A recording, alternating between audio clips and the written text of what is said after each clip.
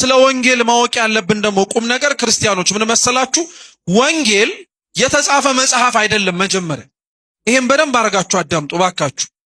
ወንጌል መጀመሪያ ተጽፎ እንደ መጽሐፍ መልክ ለኛ ከመድረሱ በፊት የተኖረ ነው። ምን ያደረገ ነው? የተኖረ ነው። እኛ ጋር የደረሰው ክርስቶስ ኖሮት ነበረ የሚል ምስክርነት ነው። ክርስቶስ እኛ የምናነበውን ቃለ እግዚአብሔር እኛ እንዲህ ብሎ አስተማረ የምንለውን ነገር በጊዜው እያደረገው ነበር። እየሰማችሁ ነው? በጊዜው አድርጎታል። በጊዜው ፈጽሞታል። በጊዜው ያደረገውንና የፈጸመውን ነገር ነው ወንጌላውያኑ አድርጎታል፣ ፈጽሞታል እያሉ የሚጽፉልን። ለዛ ነው አባቶቻችን ወንጌል ከመነበቡ አስቀድሞ የተኖረ መጽሐፍ ነው ይላሉ። ለዛ ነው ክርስቲያኖችም ጭምር ቅዱስ ወንጌልን በተለየ ክብር ማዳመጥ እንዳለባቸው የሚሰሙትንም ለመኖር ያቅማቸውን እንዲሞክሩ የሚደረገው ቤተክርስቲያን ውስጥ ያሉ ክርስቲያኖች በሙሉ የእግዚአብሔርን ቃል የሚሰሙት ያላቸውን አለማወቅ ለመቅረፍ ብቻ አይደለም፣ መኖር ያቃታቸውንም መንፈሳዊ ሕይወት ለመኖር ነው።